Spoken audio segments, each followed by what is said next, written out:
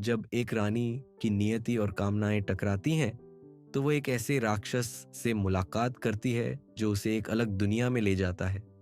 तो क्या हुआ, आइए जानते हैं कहानी में। राजमहल की छत पर बैठी रानी ने चांद की तरफ देखा। चांदनी रजत की धारियों में बह रही थी, महल के संगमरमर के फर्श को रोशन कर रही थी। लेकिन रानी की आंखें चांद पर नहीं बल्कि जंगल की ओर थीं, जहां से कभी कभी चीतों की दहाड़ और भेड़ियों का हुंकार सुनाई देता था। उसने एक बार फिर उस राक्षस को याद किया जो कभी कभी उसके सपनों में आता था। वह विशाल था लेकिन अत्यंत सुंदर। उसके पास एक ऐसी काली शक्ति थी जो उसे डराती थी और आकर्षित करती थी। सपनों में राक्षस उसके काले पंखों से ढक लेता था। उसकी सांसें उसकी गर्दन पर गर्म हवा की तरह बहती थीं। उसकी आंखें रूबी की तरह लाल उसे आकर्षित करती थीं। लेकिन यह सिर्फ सपना नहीं था। रातों रात महल में एक अजीब सी ठंडक छा जाती थी। हवा में एक अज्ञात सुगंध फैलती थी जो रानी को बेचैन कर देती थी। कभी कभी रात के अंधेरे में उसे एक छाया दिखाई देती थी जो उसके कमरे के बाहर घूमती रहती थी। रानी ने अपने पति राजा को इस बारे में बताया, लेकिन राजा ने उसे नकार दिया। उसने कहा कि यह सब उसकी कल्पना है, लेकिन रानी को पता था कि कुछ तो गड़बड़ है। एक रात जब राजा सभा में व्यस्त था, रानी ने साहस जुटाकर जंगल की ओर निकल पड़ी। वह उस अज्ञात शक्ति की ओर बढ़ी, उस काले सुंदर राक्षस की ओर जो उसे बुला रहा था। जंगल में घना अंधेरा था। रानी डर रही थी, लेकिन उस अज्ञात शक्ति का आकर्षण उसे आगे बढ़ा रहा था।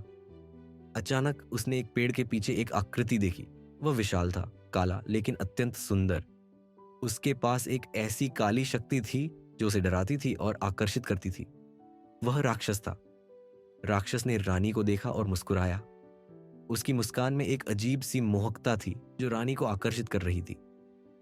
रानी उसके करीब गई, उसके विशाल शरीर से डरती हुई, लेकिन साथ ही एक अजीब सी उत्तेजना भी महसूस कर रही थी। राक्षस ने धीरे धीरे उसे छुआ। रानी के शरीर में एक झटका सा लगा।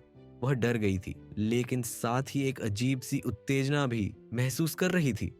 राक्षस ने उसके गले को चूमा और रानी के शरीर में एक विद्युत झटका सा लगा। उसका शरीर उत्तेजना से भर गया। वह डरती थी, लेकिन साथ ही एक अजीब सी लालसा भी महसूस कर रही थी।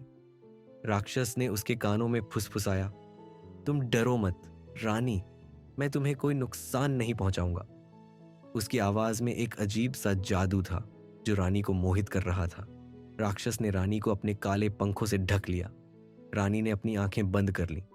वह डरती थी, लेकिन साथ ही एक अजीब सी लालसा भी महसूस कर रही थी। राक्षस का स्पर्श पहले ठंडा फिर गर्म उसके शरीर में एक अजीब सी आग लगा रहा था। उसने रानी के शरीर को सहलाया, उसकी त्वचा को छुआ, उसकी सांसों को महसूस किया।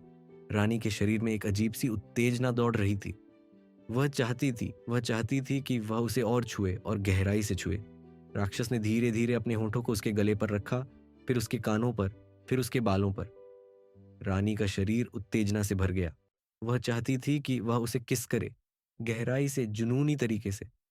उस रात जंगल में रानी ने अनुभव किया एक ऐसा आनंद जो उसने कभी नहीं जाना था। वह डरती थी, लेकिन साथ ही वह आनंदित भी थी। लेकिन यह आनंद अंधेरा था, एक रहस्यमयी अंधेरा जो उसे आकर्षित कर रहा था। वह चाहती थी कि यह अंधेरा और गहरा हो और वह इस अंधेरे में खो जाए।